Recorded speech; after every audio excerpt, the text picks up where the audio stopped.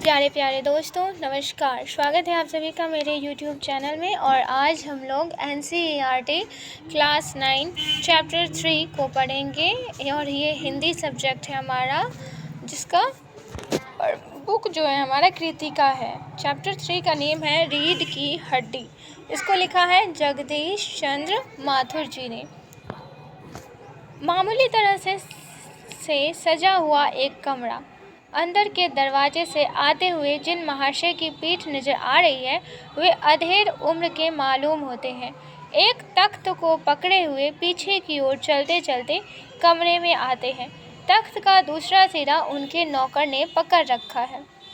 बाबू, अबे धीरे धीरे चल, अब तख्त को उधर मोड़ दे, उधर, बस बस। नौकर, बिछा दो साहब। बाबू, जरा तेज आवाज। और क्या करेगा, परमात्मा के यहाँ अक्ल मट रही थी तो तू देर से पहुंचा था क्या? बिछा दो साहब। और यह पसीना किस लिए बहाया है?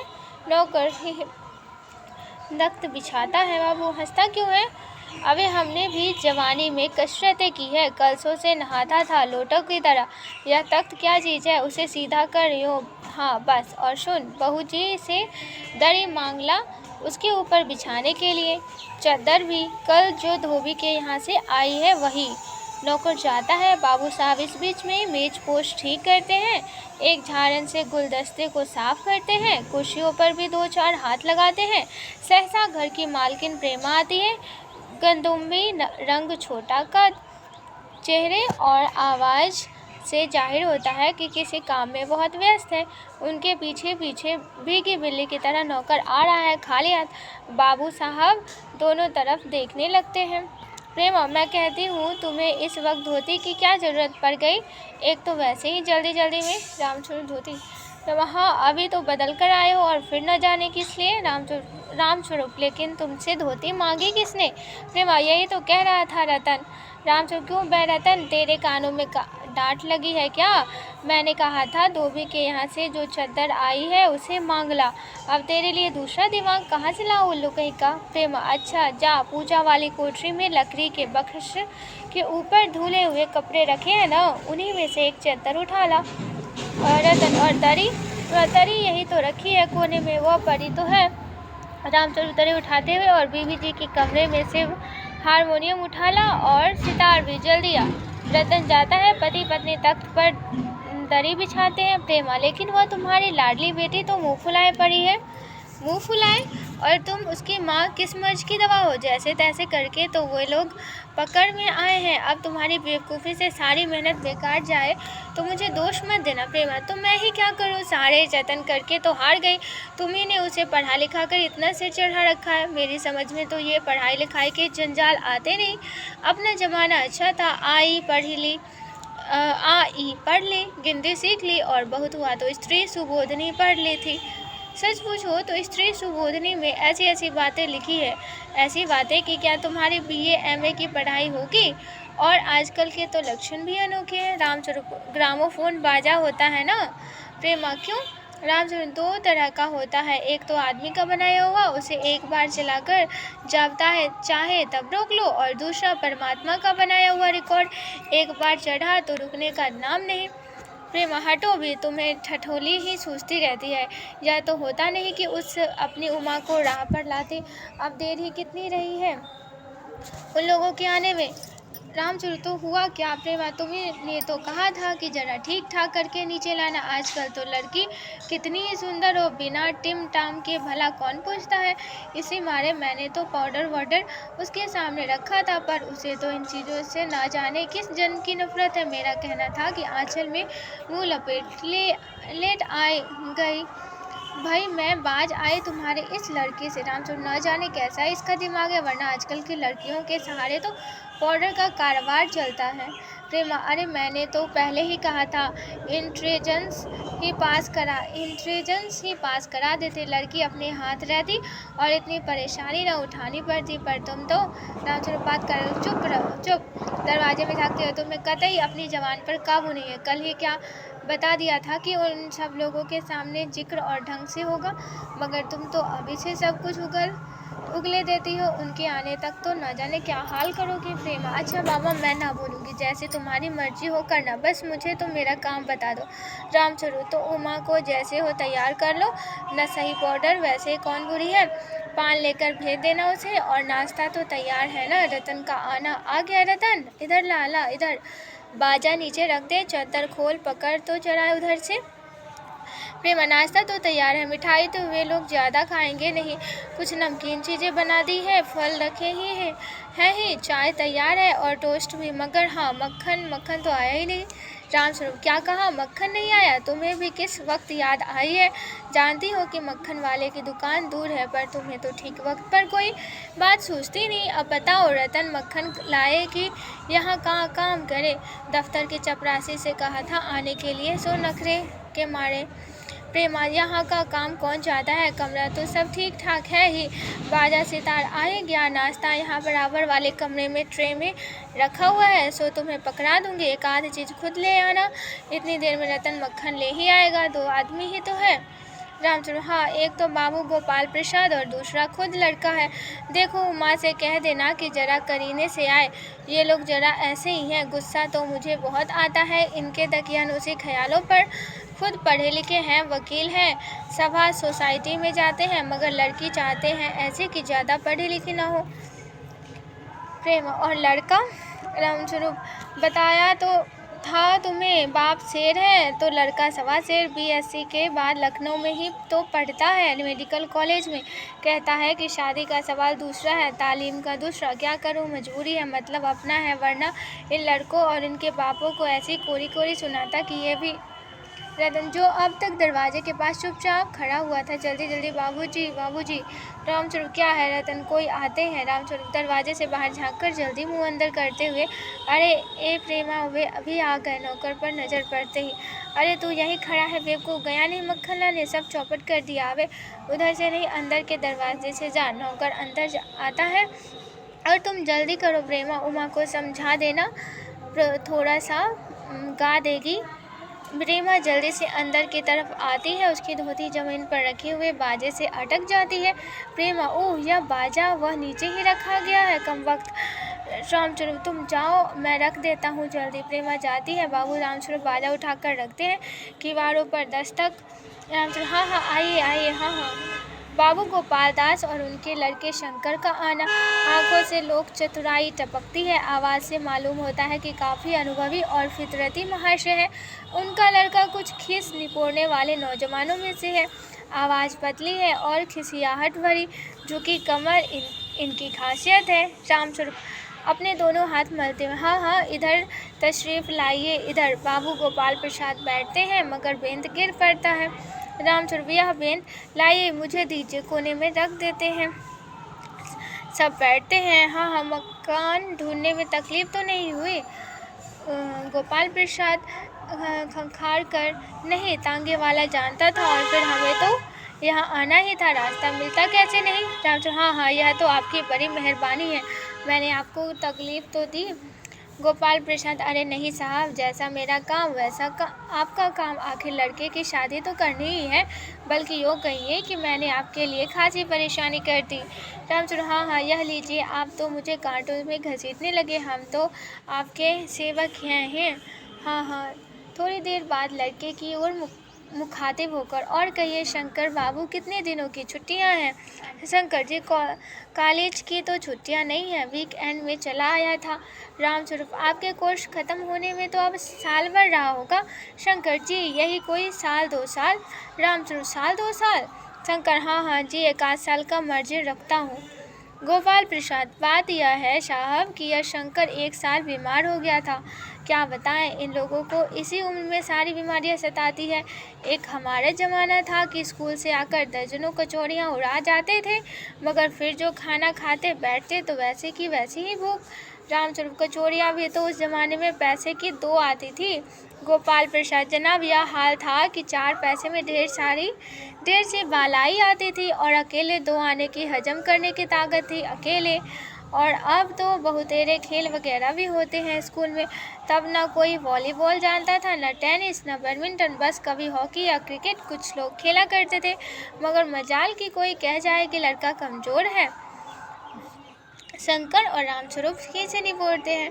रामस्वरूप जी हाँ, उस जमाने की बात ही दूसरी थी। गोपाल प्रसाद जोशीली आवाज में, और पढ़ाई का यह हाल था कि एक बार कुर्सी पर बैठे कि 12 घंटे की सीटिंग हो गई। 12 घंटे जनाब, मैं सच कहता हूँ कि उस जमाने का मैट्रिक भी वह अंग्रेजी लिखता था फर्राटे की। आजकल के एमए का मुकाबला नहीं कर सकते। रामस्वरूप जी हाँ, यह तो है ही। गोपाल प्रसाद, माफ़ कीजिएगा बाबू रामस्वरूप, उस जमाने की जब याद आती है अपने को जब्त करना मुश्किल हो जाता है। रामस्वरूप, हाँ, जी हाँ, वह तो रंगीन जमाना था। रंगीन जमाना, शंकर भी ही करता है। गोपाल प्रसाद एक साथ अपनी आवाज़ और तरीका बदलते हुए, अच्छा तो साहब बिजनेस की बातचीत हो जाए। रामस्वरूप चौंक कर, बिजनेस बीज समझ कर, ओह अच्छा, लेकिन जरा नाश्ता तो कर लीजिए। गोपाल प्रसाद, यह सब आप क्या तकलीफ़ करते हैं। रामचंद्र, हाँ, तकलीफ़ किस बात का। यह तो मेरी बड़ी तकदीर है कि आप मेरे यहाँ तशरीफ़ लाए, वरना मैं किस काबिल हूँ। माफ़ कीजिएगा, जरा अभी हाजिर हुआ। गोपाल प्रसाद, आदमी तो भला है, मकान वकान से हैसियत भी बुरी नहीं मालूम होती है, पता चले लड़की कैसी है। शंकर जी कुछ हंकार कर इधर उधर देखता है। गोपाल प्रसाद, क्यों, क्या हुआ। शंकर, कुछ नहीं। गोपाल प्रसाद, छुप कर क्यों बैठते हो, ब्याह तय करने आए हो, कमर सीधी करके बैठो। तुम्हारे दोस्त ठीक कहते हैं कि शंकर की बैकबोन। इतने में बाबू रामस्वरूप आते हैं, साथ में चाय की ट्रे लिए हुए मेज पर रख देते हैं। गोपाल प्रसाद, आखिर आप माने नहीं। रामस्वरूप चाय प्याले में डालते हुए, हाँ, आपको विलायती चाय पसंद है या हिंदुस्तानी। गोपाल प्रसाद, नहीं साहब, मुझे आधा दूध और आधी चाय दीजिए, और ज़रा चीनी ज़्यादा डालिएगा, मुझे तो भैया नया फैशन पसंद है। एक तो वैसे ही चाय में पानी काफ़ी होता है, और फिर चीनी भी नाम के लिए डाली जाए तो जायका क्या रहेगा। रामचंद्र, हाँ, कहते तो आप सही हैं। प्याला पकड़ाते हुए शंकर खंगार कर, सुना है सरकार अब ज़्यादा चीनी लेने वालों पर टैक्स लगाएगी। गोपाल प्रसाद, सरकार जो चाहे सो कर ले, पर अगर आमदनी करनी है तो सरकार को बस एक ही टैक्स लगाना चाहिए। रामस्वरूप शंकर को प्याला पकड़ाते हुए, वह क्या। गोपाल में खूबसूरती पर टैक्स। रामस्वरूप और शंकर हंस पड़ते हैं। मजाक नहीं साहब, यह एक ऐसा टैक्स है जनाब कि देने वाले चू भी ना करेंगे। बस शर्त यह है कि हर एक औरत पर यह छूट दिया जाए कि वह अपनी खूबसूरती के स्टैंडर्ड के माकिफ अपने ऊपर टैक्स तय कर ले, फिर देखिए सरकार की कैसी आमदनी बढ़ती है। रामचंद्र जोर से, वाह, खूब सोचा आपने। वाकई आजकल यह खूबसूरती का सवाल भी बेढब हो गया है। हम लोगों के ज़माने में तो यह कभी उठता भी ना था। तस्तरी गोपाल प्रसाद की तरफ बढ़ाते हुए, लीजिए। गोपाल प्रसाद समोसा उठाते, कभी नहीं साहब, कभी नहीं। रामस्वरूप शंकर की तरफ मुखाबित, तो आपका क्या ख्याल है शंकर बाबू, किस मामले में। रामस्वरूप, यही कि शादी तय करने में खूबसूरती का हिस्सा कितना होना चाहिए। गोपाल प्रसाद, यह बात दूसरी है बाबू रामस्वरूप, मैंने आपसे पहले भी कहा था, लड़की का खूबसूरत होना निहायत ज़रूरी है, कैसे भी हो, चाहे पाउडर वगैरह लगाए चाहे वैसे ही। बात यह है कि हम आप मान भी जाएं, मगर घर की औरतें तो राज़ी नहीं होती। आपके लड़के तो ठीक है। जी हाँ, वह तो अभी आप देख ही लीजिएगा। गोपाल प्रसाद, देखना क्या है, जब आपसे इतनी बातचीत हो चुकी है तब तो यह रस्म ही समझिए। हाँ, यह तो आपका मेरे ऊपर भारी एहसान है। गोपाल प्रसाद, और जायचा तो मिल ही गया होगा। जनपत्र जायचा को कहते हैं। रामचंद्र जी, जायचे का मिलना क्या मुश्किल बात है, ठाकुर जी के चरणों में रख दिया, बस खुद ब खुद मिला हुआ समझिए। गोपाल प्रसाद, यह ठीक कहा आपने, बिल्कुल ठीक, लेकिन हाँ, यह जो मेरे कानों में भनक पड़ी है यह तो गलत है ना। रामचंद्र चौंक कर, क्या। गोपाल प्रसाद, यहाँ पढ़ाई लिखाई के बारे में। जी हाँ, साफ बात है साहब, हमें ज़्यादा पढ़ी लिखी लड़की नहीं चाहिए। मेम साहब तो रखनी नहीं, कौन भुगतेगा अब उनके नखरों को, बस हद से हद मैट्रिक पास होनी चाहिए। क्यों शंकर, जी हाँ, कोई नौकरी तो करानी नहीं। रामस्वरूप, नौकरी का तो कोई सवाल ही नहीं उठता। गोपाल प्रसाद, और क्या साहब, देखिए कुछ लोग मुझसे कहते हैं कि जब आपने अपने लड़कों को BA MA तक पढ़ाया है तब उनकी बहुएं भी ग्रेजुएट लीजिए। भला पूछिए इन अक्ल के ठेकेदारों से कि क्या लड़कों की पढ़ाई और लड़कियों की पढ़ाई एक बात है। अरे मर्दों का काम तो है ही पढ़ना और काबिल होना। अगर औरतें भी वही करने लगी, अंग्रेज़ी अखबार पढ़ने लगी और पॉलिटिक्स वगैरह पर बहस करने लगी, तब तो हो ही चुकी गृहस्थी। जनाब, मोर के पंख होते हैं, मोरनी के नहीं। शेर के बाल होते हैं, शेरनी के नहीं। रामचंद्र जी हाँ, और मर्द के दाढ़ी होते हैं, औरतों के नहीं। शंकर भी हंसता है, मगर गोपाल प्रसाद गंभीर हो जाता है। गोपाल प्रसाद, हाँ, वह भी सही है। कहने का मतलब यह है कि कुछ बातें दुनिया में ऐसी है जो सिर्फ मर्दों के लिए है, और ऊंची तालीम भी ऐसी चीज़ों में से एक है। रामस्वरूप, चाय और लीजिए। शंकर, धन्यवाद, पी चुका। रामस्वरूप, आप? गोपाल, बस साहब, अब तो खत्म ही कीजिए। रामस्वरूप, आपने तो कुछ खाया ही नहीं, चाय के साथ टोस्ट नहीं थे क्या? बताएं, वह मक्खन। गोपाल पर, नाश्ता ही तो करना था साहब, कोई पेट तो भरना था नहीं, और फिर टोस्ट वोस्ट मैं खाता भी नहीं। रामचंद्र, हाँ, सरका देते हैं। फिर अंदर के दरवाजे की तरफ मुँह कर जरा जोर से, अरे जरा पान भिजवा देना, सिगरेट मंगवाऊं? गोपाल, जी नहीं, पान की सरसरी हाथों के लिए उमा आती है, सादगी के कपड़े, गर्दन झुकी हुई। बाबू गोपाल प्रसाद आंखें गड़ाकर और शंकर आंखें छिपाकर उसे ताक रहे हैं। रामचंद्र, हाँ, यही, हाँ, आपकी लड़की है। लाओ बेटी, पान मुझे दो। उमा पान की तस्तरी अपने पिता को देती है। उस समय उसका चेहरा ऊपर को उठ जाता है और नाक पर रखा हुआ सोने के रिम वाला चश्मा दिखता है। बाप बेटे चौंक उठते हैं। गोपाल प्रसाद और शंकर एक साथ, चश्मा? रामचंद्र जरा सक, जी हाँ, वह पिछले महीने में उसकी आंखें दुखनी आ गई थी, सो कुछ दिनों के लिए चश्मा लगाना पड़ रहा है। गोपाल प्रसाद, पढ़ाई वढ़ाई की वजह से तो नहीं है ना कुछ? रामचंद्र, नहीं साहब, वह तो मैंने अर्ज किया ना। संतोष का कुछ कोमल सा, बैठो बेटी। तो वहाँ बैठ जाओ। उमा उस तख्त पर अपने बाजे के पास उमा बैठती है। गोपाल प्रसाद, चाल में तो कुछ खराबी है नहीं, चेहरे पर भी छवि है। हाँ, कुछ गाना बजाना सीखा है? रामचंद्र, जी हाँ, सितार भी और बाजा भी। सुनाओ तो उमा एकाध गीत सितार के साथ। उमा सितार उठाती है। थोड़ी देर बाद मीरा का मशहूर गीत, मेरे तो गिरधर गोपाल दूसरों न कोई, गाना शुरू कर देती है। स्वर से जाहिर है कि गाने का अच्छा ज्ञान है। उसके स्वर में तल्लीनता आ जाती है, यहाँ तक कि उसका मस्तक उठ जाता है। उसकी आंखें शंकर की झेपती सी आंखों से मिल जाती है और वह गाते गाते एक साथ रुक जाती है। क्यों, क्या हुआ? गाने को पूरा करो उमा। गोपाल, नहीं साहब, काफ़ी है, लड़की आपकी अच्छी गाती है ना? रखकर अंदर जाने को उठती है। गोपाल, अभी ठहरो बेटी। रामचंद्र, थोड़ा और बैठ ही रहो। उमा, गोपाल प्रसाद, तो तुमने पेंटिंग वेंटिंग भी? उमा, चुप। रामचंद्र, हाँ, वह तो मैं आपको बताना भूल ही गया। यह जो तस्वीर टंगी हुई है कुत्तों वाली, इसी ने खींची है, और वह उस दीवार पर भी। गोपाल प्रसाद, हूँ, यह तो बहुत अच्छा है। और सिलाई वगैरह? सिलाई तो सारे घर की इसी के जिम्मे रहती है, यहाँ तक कि मेरी कमीजें भी। हाँ, गोपाल, बस ठीक, लेकिन हाँ बेटी, तुमने कुछ इनाम विनाम भी जीते हैं। उमा, चुप। रामचंद्र इशारे के लिए खांसते हैं, लेकिन उमा चुप है, उसी तरह गर्दन झुकाए। गोपाल प्रसाद अधीर हो उठते हैं और रामस्वरूप सकपकाते हैं। रामस्वरूप, जवाब दो उमा। हाँ, जरा शर्माती है, इनाम तो इसने। गोपाल जरा रूखी आवाज़ में, जरा इसे भी तो मुंह खोलना चाहिए। रामचंद्र, उमा देखो आप क्या कह रहे हो, जवाब दो ना। उमा हल्की लेकिन मजबूत आवाज़ में, क्या जवाब दूँ बाबूजी? जब कुर्सी मेज बिकती है तब दुकानदार कुर्सी मेज से कुछ नहीं पूछता, सिर्फ खरीदार को दिखला देता है। पसंद आ गई तो अच्छा है, वरना। रामचंद्र चौंक उठ जाते। उमा, अब मुझे कह लेने दीजिए बाबूजी। ये जो महाशय मेरे खरीदार बनकर आए हैं, उनसे ज़रा पूछे कि क्या लड़कियों के दिल नहीं होता? क्या उनके चोट नहीं लगती? क्या बेबस भेड़ बकरियां हैं जिन्हें कसाई अच्छी तरह देखभाल करे? गोपाल प्रसाद ताव में आकर, बाबू रामस्वरूप, आपने मेरी इज्जत उतारने के लिए मुझे यहाँ बुलाया था? तेज आवाज़, जी हाँ, और हमारी बेइज्जती नहीं होती तो आप इतनी देर से नाप तौल कर रहे हैं? और ज़रा अपने इन साहबजादे से पूछे कि अभी पिछली फरवरी में ये लड़कियों के हॉस्टल के इर्द गिर्द क्यों घूम रहे थे और वहाँ से कैसे भगाए गए थे? शंकर, बाबूजी चलिए। गोपाल प्रसाद, लड़कियों के हॉस्टल में? क्या तुम कॉलेज में पढ़ी हो? रामस्वरूप, तो उमा, जी हाँ, कॉलेज में पढ़ी हूँ, मैंने BA पास किया है, कोई पाप नहीं किया, कोई चोरी नहीं की, और ना आपके पुत्र की तरह ताक झांक कर कायरता दिखाई है। मुझे अपनी इज्जत, अपने मान का ख्याल तो है, लेकिन इनसे पूछिए कि ये किस तरह नौकरानी के पैरों पड़कर अपना मुंह छिपाकर भागे थे।